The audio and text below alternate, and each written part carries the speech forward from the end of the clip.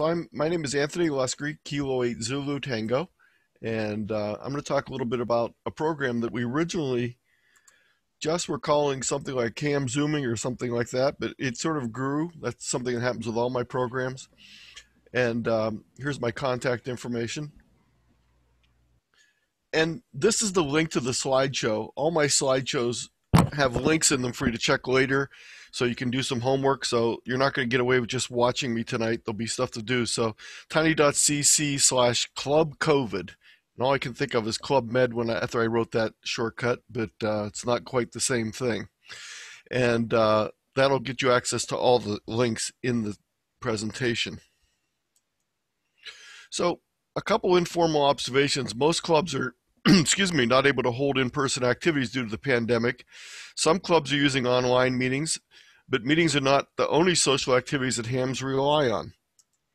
So typically, in-person activities of hams include local amateur radio club meetings, organizational meetings such as ARIES or club committees or other groups you may be involved with, Hamfest, local, regional, and national Hamfest.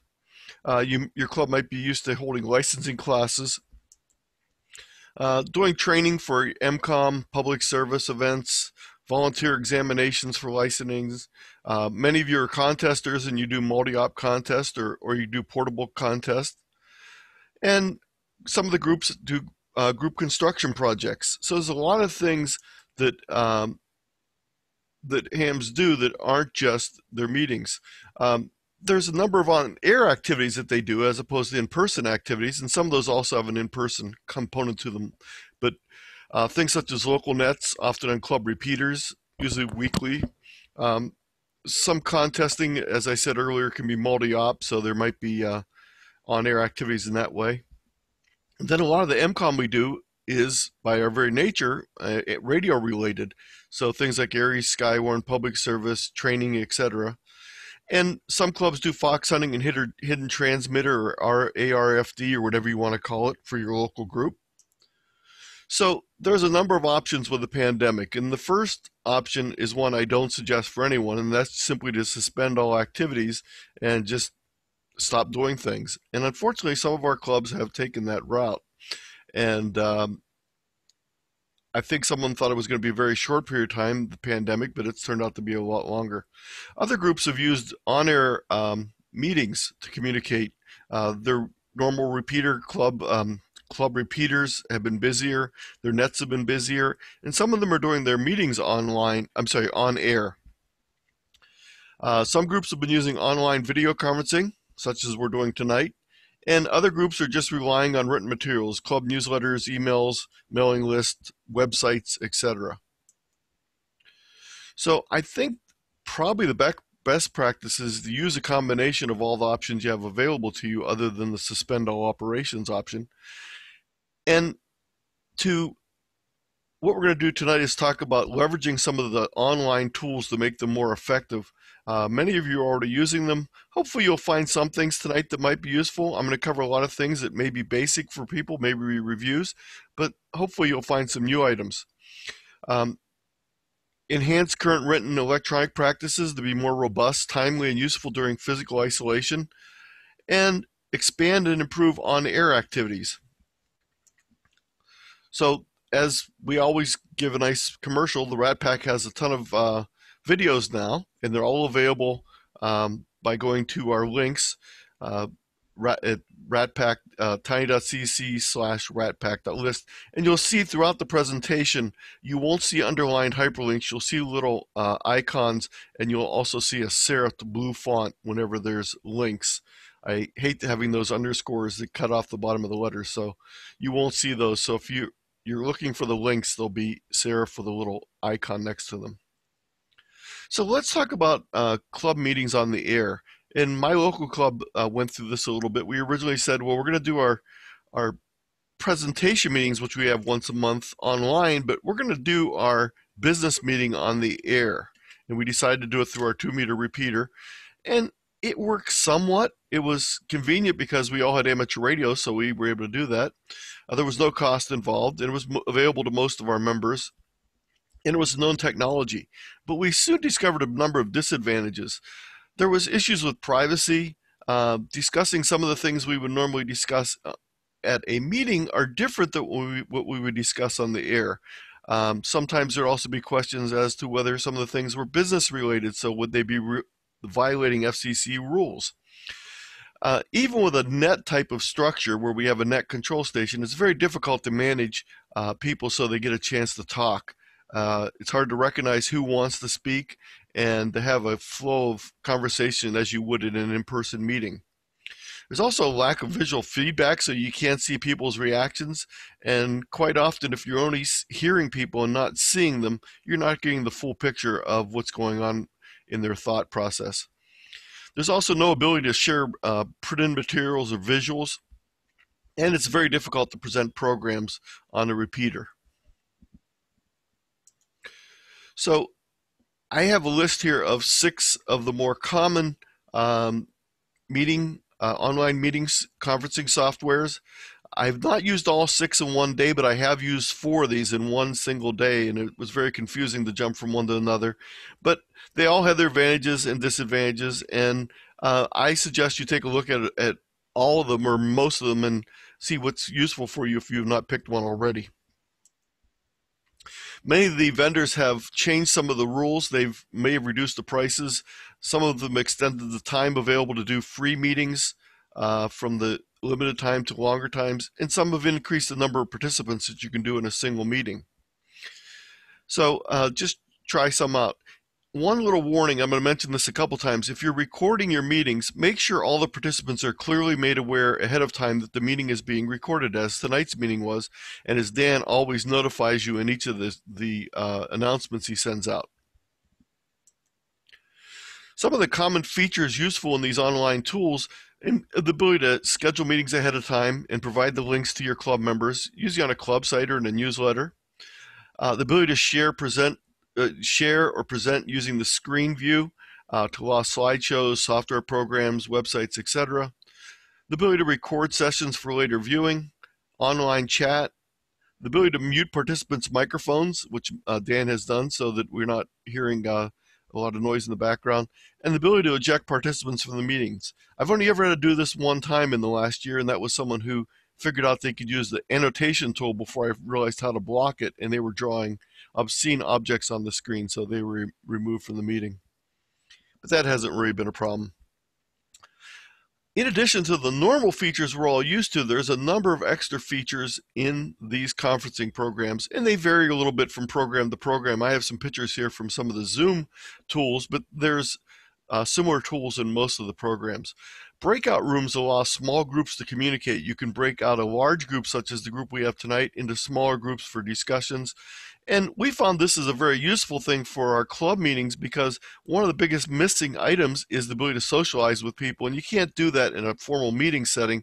Whereas if we set up 6 little rooms, people can jump between rooms and chat with each other and have fun in that way.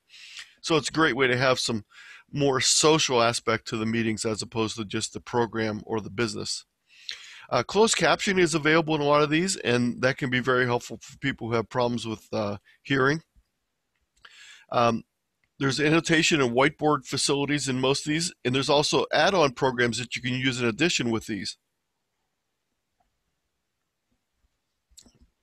You might not realize that in both PowerPoint and Google Slides, as I'm doing right now, you can simply hit one key and it'll change the screen to a plain white background or a plain black background. So you can either mute the screen temporarily without changing what you're set up, or you can even annotate on that or draw on that. So it gives you a drawing screen that you can draw on a blank screen.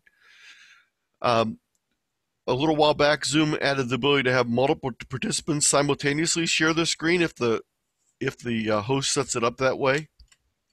So you can actually have more than one example. So you had 2 people wanting to show their radios and do a compare and contrast. You could have both of them on the screen at the same time. One of the more important things to do is get your participants trained so they understand the features of your online conferencing software, so they can do things like change their displayed name so that people can recognize who's who, be able to mute, unmute, and most of you know, but if you don't, you can use the push to talk button. The space bar is a push to talk button, so you're not having to constantly mute and unmute your microphone. And by hitting the participants button at the bottom, of course, you can see all the list of participants that are present. And you can choose different views as a participant in the meeting. You can chat with both the whole group, as the group as a whole, or do individual private chats between any of the members that are there. And there's feedback tools such as raising your hand, yes, no, and polling that are available in most of the tools. So these are all links, as I said, in the serif font with the little icon of the chain next to it. Those are all links for you to read. That's your homework. There's some on Zoom and some on Google Meet. So there's a lot of very useful tips in these, which we don't have time to present individually tonight. So once you decide on a platform, the next thing you might want to do is think about maybe adjusting the content of your meetings. Some of the things that worked out in person don't work out as well on a online conference as they do in person. Usually hands-on things don't work out very well. And doing business is a little more difficult than you might think it is in some cases because of a lot of the things that take place where people are discussing things amongst themselves during the meeting. So it isn't always a one person running the meeting and that's the only person speaking. So just some ideas. Try and keep business to a minimum. It doesn't work out as well as it does in person. Avoid controversial subjects, extensive debates, etc. Rethink the flow of your meetings. If you're having programs with guests from a distance, think about having the presentation before you do your club business so that there's no waiting for the person to do the program. And you need to decide how you're going to recognize participants that want to speak. Are they going to raise their hand? Are they just going to chime in? Are you going to use chat? So think about how you're going to handle these things with your meetings. And consider providing links to all printed materials that you might show or display in the meeting so that people can view them at their leisure and have access to the full document.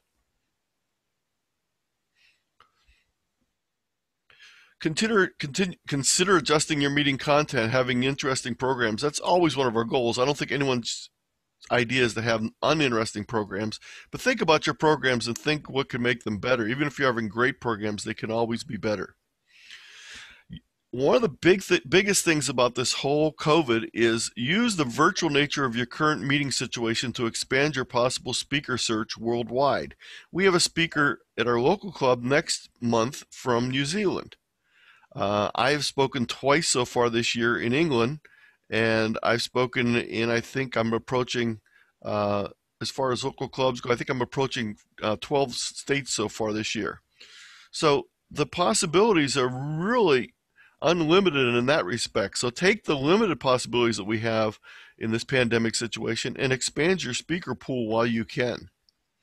And as we mentioned earlier, the Rat Pack links are great examples of this. This comes from my background in education. One of the things I did in services for teachers, and what we always tried to avoid was what we called make it a one and done meeting. We wanted to make sure that it was more than a one and done program so that when we left, people had resources to continue the process of what we started during the meeting. We also made it so they could get in touch with us via email to contact us to ask questions.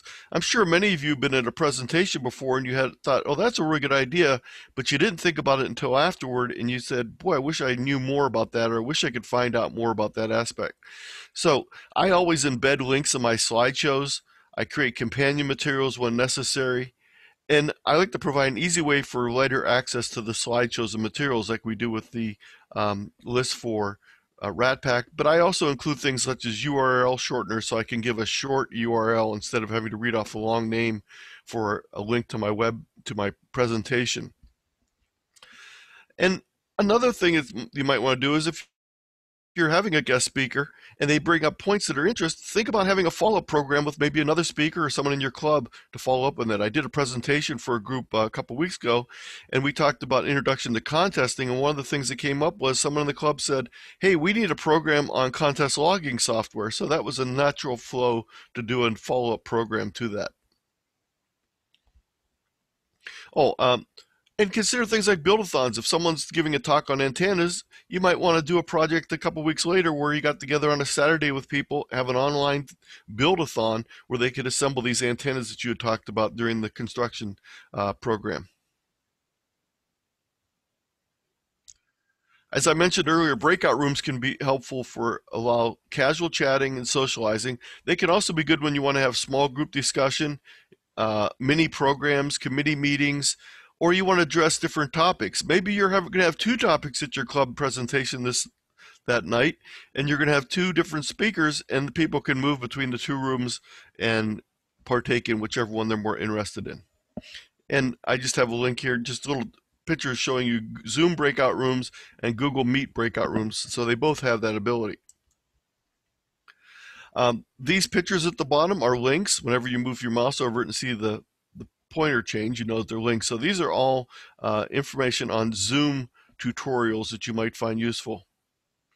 One thing that's often helpful is if you're having a large meeting, having one or more additional people in addition to the speaker handling things such as hosting, managing the chat, looking for people that are raising their hand, and so the speaker doesn't have to worry about doing that. So having a moderator or someone running the meeting, even during a business meeting, can be very helpful so that the president or other presiding officers don't have to worry about the Zoom meeting going on.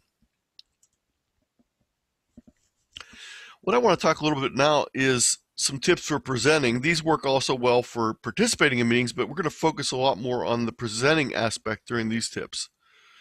So if you're presenting, it's good to have good hardware and a good internet connection, but we're not always able to control that. So one of the things I strongly suggest is if you're going to be speaking to a group, make sure whoever you're speaking to has a phone number where they can reach you in case of a problem so that you can make alternative arrangements at the last minute. I just got done doing a webinar for the ARRL, and 10 minutes after I completed it, my internet at my house went out. So just by coincidence, if it would have happened an hour earlier, I would have been in the middle of my meeting. So make sure you provide that information. I find multiple monitors helpful when I'm presenting. Having an adjustable camera is something I like to be able to do. I like to wear a headphone so I can get my sound directed to just me as opposed to ambient sounds around the house. It's not as bad during the wintertime, but during the summer I have 3 neighbors with dogs that like to bark whenever I'm doing a presentation. I think they sense the Zoom kick on. And controllable lighting, and I actually just purchased a set of lights like the picture there, and I can just reach out and I'll just show you real quick. I can adjust my lighting and you can see my face get blurred out real quickly there as I overdrive the lighting. So it's nice to have the lights that you can adjust.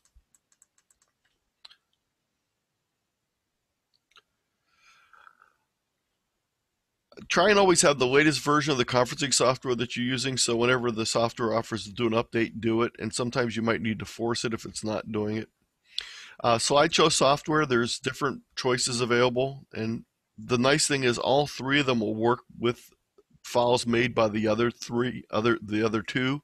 So you can import a PowerPoint into a Google Slides and export a Google Slides as a PowerPoint or as an open office, or you can open up PowerPoint and open office. So there is flexibility between the different programs. In addition, I find it useful to have a screen capture program so I can take screen captures that include in my slideshows and then be able to edit them with some a graphics editing program. And I use an all-in-one screen capture and graphic editing, which I'll mention here in a moment. Also, if you're recording videos, a video editor can be helpful. So as far as screen capture goes, Microsoft has something called the snipping tool, which comes with Windows. And you have to turn it on for it to work, and you can do much more screen capture than you can with the old print screen control paste method that you might have learned years ago. This allows you to be much more flexible. Recently, they've updated to a new tool called Microsoft Windows Snip and Sketch, which is very similar to the snipping tool, but they've added some new features to it. And you need to download that from the Windows Store to be able to have that, but it's free. Snagit is the program I've been using for a number of years. It's a commercial program. It's not real expensive, and I use it many, many times every day. And the nice thing is it has a lot of advanced capture modes, including scrolling, where I can capture a whole screen, including the material that's below the normally visible on the screen. So on a long web page, I can scroll all the way to the bottom. I can also do things like do delayed screen captures where I can go deep into menus. And it also has rudimentary OCR capability. So once I scan something, the editing software can actually run OCR and pull the text out of a scanned picture, which is convenient. So if right now, if I just made a screen capture of the participants in this Zoom meeting, I could have it do the OCR and it would turn them all into a text file that I could edit and change. And there's also a Chrome add-on called Awesome Screenshot, which does a pretty good job. As far as web tools, I like to do file sharing, and you can use a number of different ways. I've been using Google Drive for a number of years, so I usually use Google Docs and share them in that way.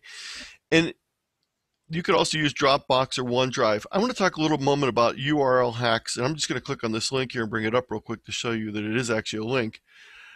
What you can do is you can change the URL, the address for the Google document, and by changing the endings, you can change what the person sees. So instead of seeing a document with the menu across the top, if you substitute the last part of the URL with the word preview, they'll see just the document with no menu around it. So it's a real convenient way to do it. But you can also do things like make it so that when they click on the link, it doesn't show them the document, but it makes a copy of the document for them, or it can download it as a PDF, or a variety of things. So I have both these two links here on information on two different URL hacks that you can use. And I'm actually using one right now because I'll show you in a moment. I'll save that secret for a little later. URL shorteners, there's a variety of them out there. I'm using tiny.cc, but there's many of them, and it allows you to customize the URL. In addition to shortening the URL so people can easily see it, a lot of them have tracking tools so you can see how many people have clicked on the link that you've created. So I can tell how many people are viewing my slideshows after this conference by the number of clicks on the URL shortener. Screen recording capability, you can do it in the tools like Zoom, but you can also do it with tools such as Screencastify, Loom, Screencast-O-Matic, are all ones you can do. Colorzilla is a program that I use when I need to match colors. It lets you grab the color code for any item on a web page and gives you the RGB or the hex number for it so you can match that color. So I use it a lot when I'm editing my colors for my slides. I also use a tool called ReadWrite for Google Chrome that reads back my writing to me. So when I'm doing proofreading, I have a wonderful wife who helps me with proofreading sometimes, but sometimes she's not available. So ReadWrite for Google reads back the documents to me, and it's surprising when you're reading it with your own eyes, you tend to read what you thought you wrote, but when you hear read back to you, you hear what's being read by the software. So it's a great way to find errors in your text. So this is an example of the slide that's going to be at the end of my slideshow today. And I have a URL so you can access the slideshow that I've done with the URL shortener, tiny.cc. And I put a little icon here to show you. And so this is a URL that's been shortened. I'm also using the published version of a slideshow. So when you view it using tiny.cc, you can't print a PDF from it if you wanted to. So I also provide a link by using a URL hack so that when you click on this link, it'll actually generate a PDF of this presentation. Now, of course, the great thing is if you're using the live link here, you'll see my document after I keep making corrections and additions and changes. And all my slideshows are basically living documents that I'm always adding to. So to see the most up-to-date, you want to use this link. But if you need a printed copy for some reason or PDF, I make that available through this alternative linking process. Screen sharing is the next thing I want to talk about. I mentioned that having multiple monitors can be helpful. And be aware that when you're doing sharing, there's multiple choices available on sharing screens. And a lot of the little videos I've shared with you have videos of people doing this, so you'll be able to see them in action. But the whole idea of sharing a whole screen versus a window versus a tab all have special use, all have their best use in some different scenarios. And if an item is being shared, you need to make sure you check the little box that says that you want to share your audio of your computer, not just share your screen. So I have here three things on proper sharing screens in Zoom. and specifically sharing PowerPoints with Zoom and sharing pre-recorded or creating pre-recorded lectures in Zoom. With PowerPoint, Google Slides, or Impress, there's a lot of different options as far as what you see when you're displaying it. So you can choose different modes of display, including speaker notes on the side if you'd like. If you have a dual screen, that makes it very easy to have the speaker notes on one screen, and you'll know what slides are coming up in the future. So that might be useful if that's something you like. Also, the ability to use presentation tools. So if I press my letter L on my keyboard here, I will convert this to a laser pointer, which I meant to do earlier, which I forgot to do. But there's a number of different presentation tools where you can also do annotations on the screen. You can go to laser printer, pointer, etc. Share the slideshow itself via link with attendees if they're hyperlinks. So that's what I always do. Because I have hyperlinks, it'd be kind of useless for me to have hyperlinks in a talk that's being recorded on Zoom. You wouldn't be able to click on them in the slide in the video. So you need to actually have a link to the slideshow. Now, I'm using Google Slides right now, and if you just go into the presentation mode, it gives you this, what they consider a handy toolbar in the bottom left-hand corner of your screen right down here. The problem is anytime your mouse gets anywhere near it, it pops up and covers up what other text is there. So if you do not want to have this covering up the bottom left-hand corner of your screen, you need to hack the URL for the slideshow, change the last part of it to this, preview, $RM equals minimal, and it will show the slideshow without that toolbar. So when I go down here with my mouse, that toolbar is not popping up. Now, of course, once you do that, you need to be able to use the presentation keyboard shortcuts. And this is something I strongly recommend you print out a copy, whether you use Google Slideshow or whether you use PowerPoint, to be able to use these different keys to be able to change things like go between full screen and not full screen by just hitting a keystroke. As I showed you, we're going to a blank black screen, blank white screen, going to the first slide, which I'm not going to do by hitting home right now. Or you might not even realize you can type in a number of any slide, hit enter, and it will jump to that slide in your slideshow. If you want to jump to number 17, just type in 17, hit enter, and it will jump to that slide. Here's something very similar for PowerPoint with the keyboard shortcuts. They're similar in some cases, different in others. If you're interested in moving your production to the next higher level in production values, there's a number of different tools, but there's one free one available called OBS Studio. It has a little bit of a steep learning curve to it because it has so many features, but it allows you to use multi-cameras, multiple screen shares, different backgrounds, and I've got some information here if you're interested in doing that. Don't get hung up on this sort of thing, though. It's more important that you get content together and present it. Don't worry making sure that your presentation is perfect. You can spend a lot of time, and it's more important, I think, that you're presenting quality information to people and sharing your knowledge with them. So don't get too hung up on the production tools unless you want to do this professionally. Now, sometimes you'll be showing YouTubes in your presentation, and there can be a couple of very disturbing things about going to the YouTube screen to show a presentation. And a friend of mine put together a thing for this is the original title. This is Safe Use of YouTube with school classes, but it also works with groups. And he talks about a number of different things you can do to present YouTubes in a more family-friendly version than might happen if you just show the YouTube screen. One of the problems with the typical YouTube screen is, in addition to the video you're showing, which may be perfectly acceptable, the suggested videos on the right may have suggestive pictures with them or not appropriate for family pictures on them. And it's also confusing to people, to be distracting to people to see these while you're trying to show them a video. Also, the comments at the bottom can be very good comments, or sometimes they can be tirades of, let's call them crazy people, or offensive people, to say the least. So if you just want to show the screen, one of the easiest things you can do is you can embed the YouTube in a Google slideshow. That automatically eliminates the comments. It automatically eliminates the previews on the side. And it also lets you choose when you want the video to start when you click the play button and when you want it to stop. So you can preset all those in the slideshow.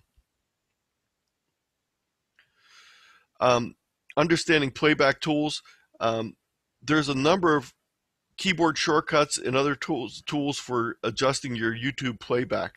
Things like changing the playback speed. Whenever I'm just skimming through YouTube's and I'm trying to find information, I crank the speed up to 1.75. And even though the person's voice sounds a little distorted, I can get the gist of the information. Then I can slow it down if I want to.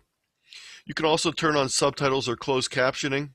And I have a variety of different useful tools here on showing YouTube videos and working with YouTube videos. I mentioned earlier that there's other things besides club meetings, and you might have committee meetings where you need to get together. You may be part of an Aries group or another group.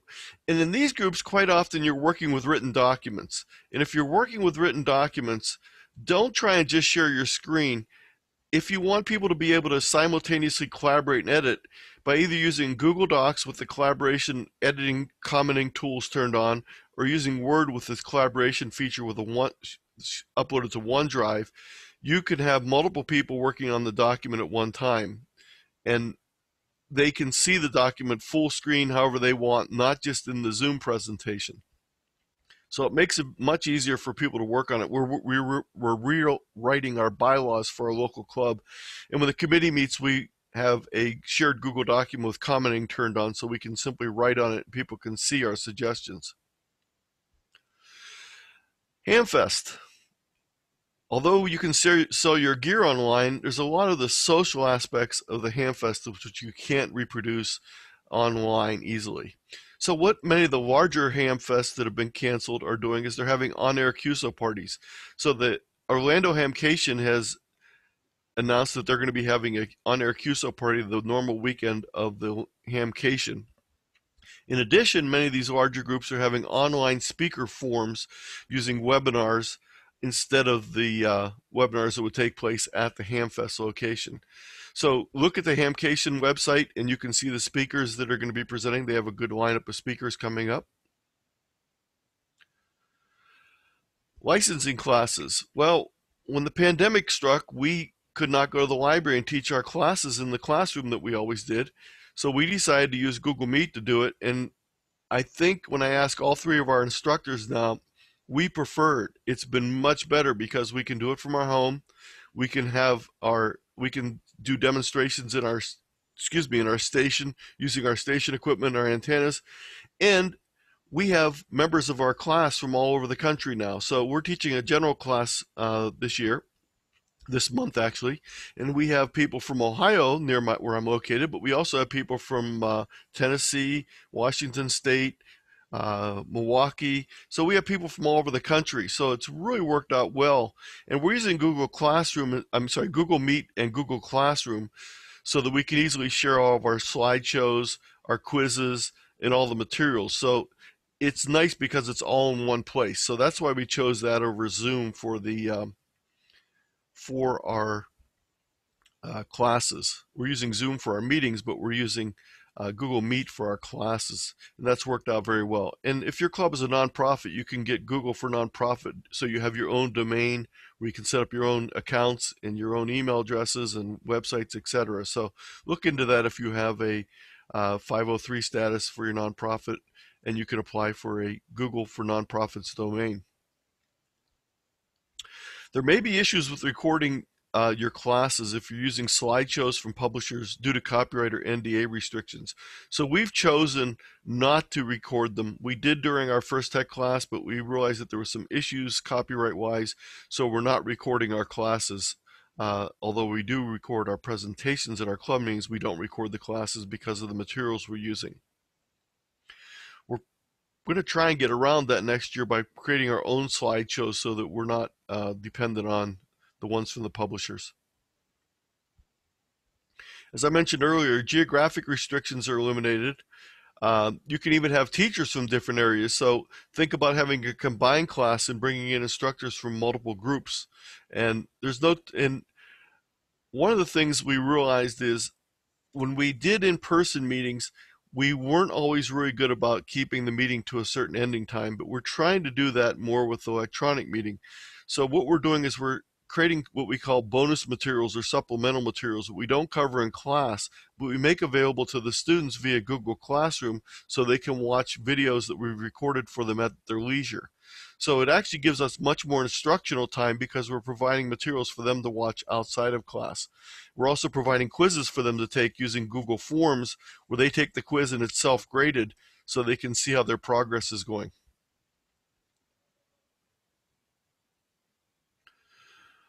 Volunteer exams for licensing. Online testing is not sanctioned by all VECs. Some are doing it. If you are doing online testing, it may require special software, and it may require additional VEs to be able to cover all the sessions you want to do. I'm not going to cover that in today's talk because, as I said, it depends on which VEC you're involved with, but I just want to make you aware that some are doing that. So what our VEC was doing is they were doing outside testing when the weather was good. We were using a parking deck so we didn't have to worry about rain, but we had the people pull into the parking deck, and then we had them spaced a couple of parking spots away from each other. We would bring their test to their car simply like you would do for a drive-in, a diner in the old we didn't go on roller skates though, so we weren't doing it on roller skates going to their car, but we would bring the test to them at their car and then pick it up at their car. So they never had to get out of their car to take the test. Maybe we should have used roller skates. That would have added another, especially when we fell down, that would add an entertainment to it. The problem is we've ran out of suitable locations now during the cold weather in Ohio to be able to do this easily outside. I guess we could still do it in the parking lot, but we always required them to keep their windows open during the test so we could make sure they weren't having someone, radio in the information to them or something like that. But that's a problem. Some people have went with indoor testing and trying to use large rooms and use special safety procedures, but the problem is there's still a high risk for infection. So I don't know about doing that. I think it's much better to think about doing online VEC testing. A little bit about contesting. Contesting is whether you can operate remotely in the contest is dependent on the specific contest rules. And some contests allow what they call remote control multi-op stations. So you have one station location with maybe 5 radio setups, and everyone comes in remotely across the internet and operates individual stations. There's also special new multi-op rules available for the ARRL DX contest, and I have a link to that here that tells about the ARRL's COVID-19 related accommodations for 2021 to provide opportunities for groups of hams to cooperatively use their own stations to enter one of the multi-operator classes. So it's a distributed multi-op where the stations are not all at the same location. And CQ contest also has a multi-transmitter distributed category available now. So there's ways to do online contesting even if you're not all in one location. Other things that contests are doing is aggregating club scores more commonly now. This is what the ARRL did for the field day last year. They didn't really want to encourage people to operate as clubs because of the pandemic. So what they did was they said all the members can operate from their own locations, and then all the scores from the club members are aggregated together in one score and published in QST or online. So that's just one way of aggregating it. And this is a slideshow that I put together for 2020 and a video recording of that slideshow called Field Day and Social Distancing. I may be updating that if it looks like we're going to be doing field day and social distancing again this year. So look forward to a possible update of that if that's what we're doing. So let's talk a little bit about now enhancing club on-air activities. We're all radio operators, so we can do this without having to be there. So instead of cutting back on things, this is a great opportunity to increase activity on air. So the first thing I've been talking about is this whole concept of increasing your activities beyond the local FM repeater. Simplex FM VHF nets are a great way to get some practice for MCOM situations for when the repeaters are down. It's a great way to simulate public service events. Maybe you're not doing that local parade this year, so instead of doing that, do a Simplex event with your club so that people can get the field practice with their radios. Simplex FM Contest. Our club held one, and I know a number of clubs hold FM contests. And it's a great way to encourage portable operations. It's an introduction to those that aren't used to amateur radio contesting, and it's available for all classes of licensees because we use 2-meter FM. Every class can participate in this contest. You can also don't forget about the possibility of using single sideband VHF or UHF for either of these, also for simplex nets or for contests. This is an idea from Keith Armitage, KD8ZSK, in the Detroit area. They have what they call a weekly repeater crawl. And it's an FM VHF thing using repeaters. And on a specific night, the participants check into a series of local repeaters, one after another. So it's sequential repeater check-ins as opposed to pub check-ins. So it's very similar to a pub crawl, except for you don't have the alcohol. Although you can have the alcohol if you want while you're doing the repeater crawl if you'd like.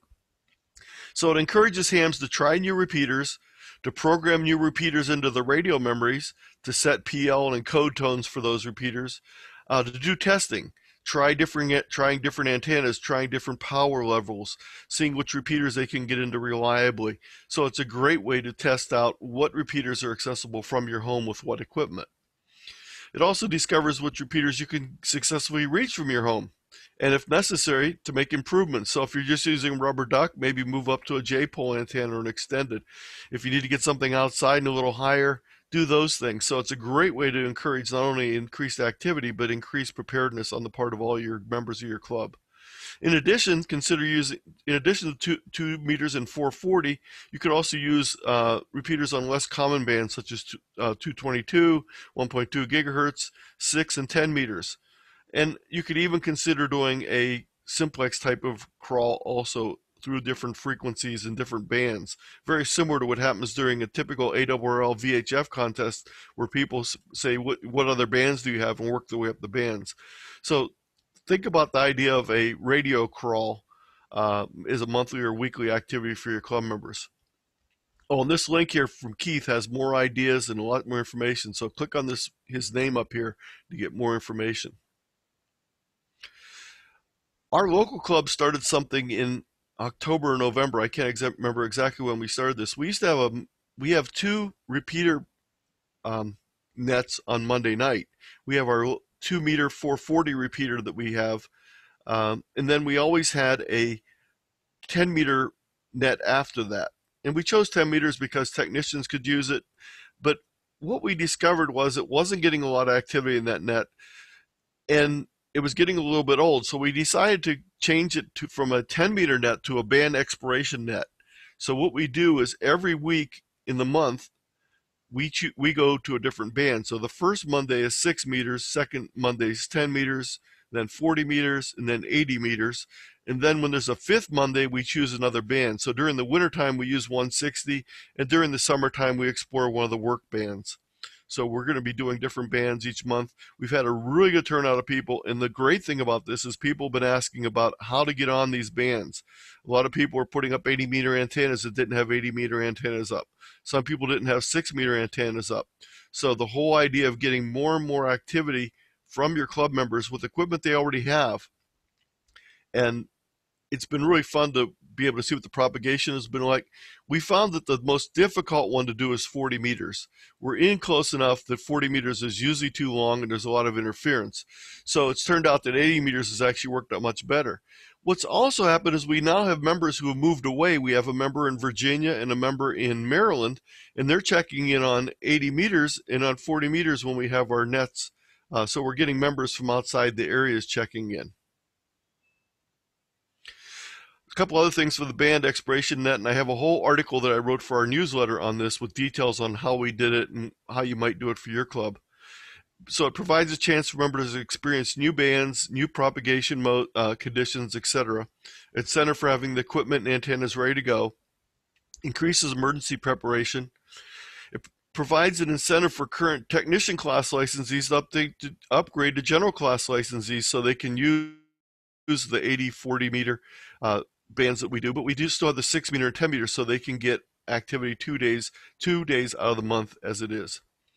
And it's great to have fun with new operating challenges. Now, Not everyone, I'm sorry, in addition to the band expiration net, we also have been talking about building simple dipole antennas and some simple verticals so people could get on the air. We have some club loaner equipment we've handed out to some people that needed things like antenna tuners.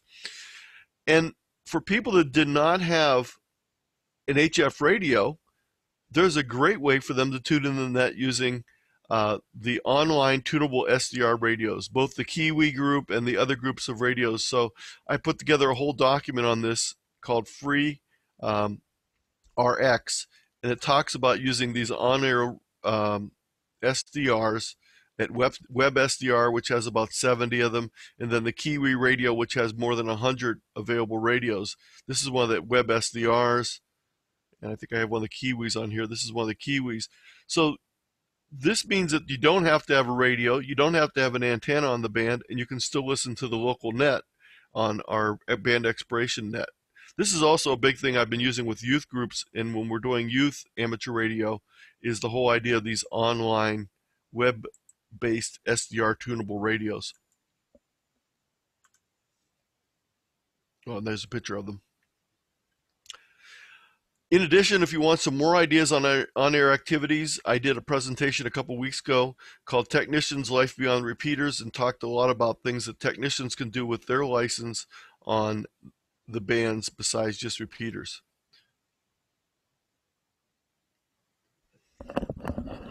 So what can you do personally? I'm going to invite you to provide an online presentation or program for your local club or other interested groups. Write an article for your club's newsletter or website. It's even more important during this time of social isolation that you're communicating with your fellow club members. Keep up to date on amateur radio news, and I have a whole article here that I wrote for the local newsletter on various news sources out there. Teach an online course, or take one to upgrade your own license. Elmer and you hammer a ham exploring a new area. Now, what I've been doing a lot remotely is I've been helping people set up logging software on their home station using Chrome Remote Desktop, where I can log into their computer remotely and help them set up the software. So this last week, I set up many instances of N1MM with Winter Field Day user-defined contest set up for N1MM. Write an article for a magazine, present an ARRL webinar. They've had this whole series of webinars. They're up to about 16 now, and they're always looking for speakers to present at these or attend them if you're not going to want to speak. Expand your on-air presence. Try a new band or mode, check into a net, or consider volunteering to be a net control where needed. Give contesting a try. I have a slideshow and a video available from the ARRL webinars that you can watch. And again, this is the same link to the technician class licensees going beyond the local repeaters that I showed earlier. And finally, what I'm going to do is tonight I'm going to ask you to share this and to also try this yourself if you're interested. We want to know what you or your club is doing. So I put together this survey at tiny.cc/WYCID. And what your club is doing, I guess is what it stands for. And we're going to gather this information and use it for future Rat Pack sessions and planning. Dan sent out the information about 2 hours before the meeting tonight, and we already had 21 responses when I checked at 9 o'clock Eastern time. So that's the end of the presentation. This again is the link for the slideshow, tiny.cc/club/COVID. And again, as I said earlier, if you need a PDF, you can click on this link to get it after you go to this website. You might also put it in the chat. I would do that. And I just want to show you also on the same slideshow is my contact information again. And also I put together a link very similar to the Rat Pack of the presentations I've done. I've now passed 75 presentations that I've done since the pandemic. So let's go ahead and take questions. And if someone wants to put those two things into the chat, the tiny.cc/club/COVID and the tiny.cc/WYCID. So I'm going to go ahead and I'll leave that up for a few seconds, but I'll go ahead and start taking questions and then I'll stop sharing my screen. Show your website again. You Yes. the slide too quickly. It's it's www.k8zt.com.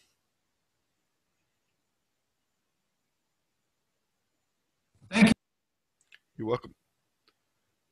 So I'm going to go ahead and stop sharing the screen here. Let's see if I can get the right button.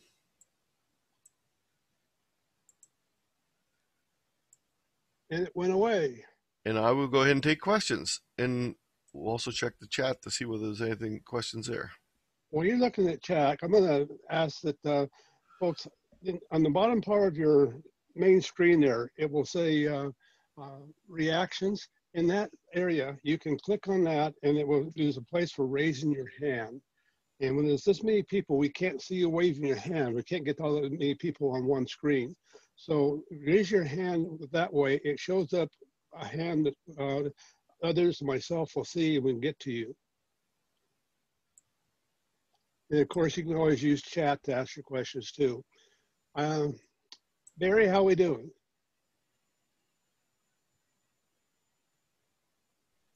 Nothing in chat.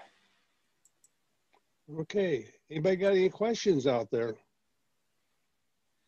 We got to get Anthony to earn his pay. This is only my second. This is only my second presentation today.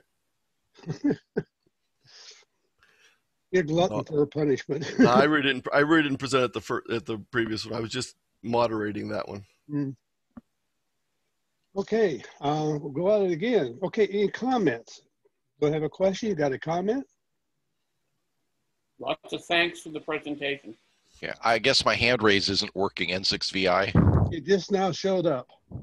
Okay, just a comment. For those of you who happen to have within your club area a wide area repeater system where they have linked 440 machines, that can actually be very effective, assuming that you either are in control of it or have a friendly system owner that would allow that. In our case here in Southern California, the San Bernardino Microwave Society uses a combination of the Cactus intertie system, which allows all our Northern California and our Arizona members to participate, as well as the local ones. And the Amateur Television Network, the ATN guys, provide an amateur TV feed for those who have it, and then they turn that around and run it into YouTube. So we actually have live video and so on without using any of the conferencing software, which I'm still a big fan of. The Zoom works wonderfully for most things. But think about those wide area repeater systems, and if the owner is of the system is amenable to it, that's one way to extend your reach a little bit, and it's all on radio. Also, what we've done is our like the San Bernardino Microwave Society meetings have a speaker, they have a topic, and usually some visuals to go with it. But any business meeting is separate. They hold that typically on Zoom and not on the air to avoid the kinds of problems that Anthony was talking about, where you may have financial things to discuss which really aren't appropriate for on the air. But yeah, I would encourage any of you, particularly if you have presentations all ready to go, get the word out there, assuming you don't mind having a few evenings tied up. I've given quite a few, and it really is fun. I mean, you get a whole new audience, somebody that you typically wouldn't necessarily see in person that often because of the distance. But and you don't have to drive anywhere, and you can get the word out on whatever topic interests you. That I've had a lot of fun with it, so I would encourage you to do that if you have any presentations ready to go. And if you don't have any presentations that are ready to go, but you have some sort of specific interest, maybe pool your get together with some of the other folks you share that interest with and see if between you could put something together. There's an unlimited range of topics to cover, and somebody may just be waiting for you to step up and do it. Well, thank you very much. And I've put a link in in the chat to my presentations, and I'm more than happy to do presentations for clubs anywhere around the area. I definitely enjoy doing that. I've always enjoyed doing presentations, but I even enjoy not having to drive to a presentation when I do it, even more than doing it. Rat Pack has been doing it now for a year, and we have yet to scratch the surface in all the different topics that's available for amateur radio. It's just too big and keeps it going. Anthony, I sent out a survey that Anthony put together for us. You get that email, or if you, and I'll send it out again when I do the follow-up. Fill out that survey. It gives us an opportunity to zero in these topics to what you would like to see. I just talked to, just a few moments ago, Joe Rudy. He's the Oakland A's baseball player. He's an avid contester. He'll be given a topic on contesting in March. There's lots of good people that are just wanting to be asked, and that can give good. But we also have to know what the topic you want, and then we can zero in on the speakers, and we get some pretty nice speakers. So get those ideas. Tell us what your club's interested in, what you're doing, and so we can keep this ball going. I'm curious if anyone's been using the tunable SDRs with their club members as far as a way to expose people to HF.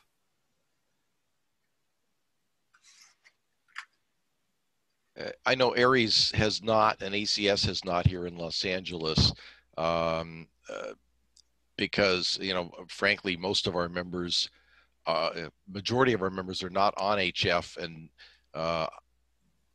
we just haven't been able to get them to do that. Also, I know in some cases the SDRs, if you're operating from a location where you have you're just using a smartphone or something, they're not always very compatible. I've had trouble with that myself. But we have some nets that are like Cal OES net, where some of the folks can't hear very well, and they use those SDRs for purposes of hearing the folks who are checking in and so on. But yeah, the especially in a contest, if you mentioned Anthony mentioned getting a speaker for a contest. If a contest is coming up where, for example, CQ160 is coming up this same weekend as Winter Field Day, and here on the West Coast, it's highly unlikely most of us will hear any of the Europeans that I know are going to be on. But you can get to the University of Twente or one of those European SDRs, and it really opens your eyes as to how many zillions of stations there are on 160 that we can't hear at all here. But it is educational, if nothing else. So that's something you can pass on to your members. Hey, give a listen here. This is what's going on 160, the band you can't hear anything on locally. Marty, it's even worse here in the Midwest because I can hear them, but they can't hear me. So, oh, that's frustrating. At least I don't know what I'm missing. I will be on 160 this weekend. Go ahead, Tyler. Yeah, I just say we did a one-day ham class on Saturday, and for the intermission for lunchtime, that's what we did. We brought up an SDR and had it playing the whole time, and we just got lucky. There was a contest going. We're in Utah, and there was a contest in California that was going pretty quick. So I noticed a lot of the participants were actively engaged in listening to that. It worked pretty good.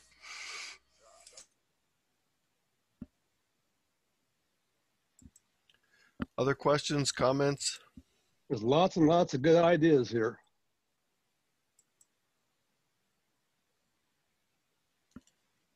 Well, Anthony, I really appreciate it. If you notice, he's done, I don't know how many you've done for us now, 2 or 3 or 4. He'll probably be doing some more farther on. He's become our professional presentator, but the money is in the amateur bracket. Sorry, Anthony. But he's also done several for the ARL. He does some for various conventions and ham clubs. There's no reason that your clubs can't have the kind of presentations that you would like to have. Just you go looking for them or go asking for them, and you should be able to get them.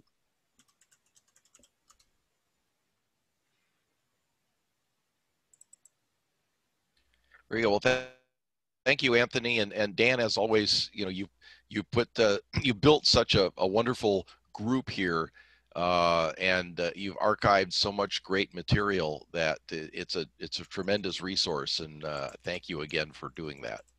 Oh, I have a treat for anyone that stayed this long. You get a special bonus. I put in the chat a link to my slideshow that I put together for local libraries. It's on food and cooking. So if you'd prefer that to radio, that's available in the chat. And the best is yet to come. We have some interesting things coming up. Yes, we do. We got. I have to give a plug in for my planning team. Some time ago, this became more than any one person could do. So I put together a planning team. Some of them got kind of burned out. So we went at it again. We got a real hot team going now. We got some great ideas going. I think you're going to be very impressed with what's coming down the line. Again, we need input from you guys. We can have presentations all over the place. And if we're not meeting the interests of what you guys are looking for, then we're not doing our job right. So let us know what you need and we'll go at it. But I tell you what, we've got a Class A planning group. We meet every Tuesday, and it just works wonderful. I have an answer for Doug there.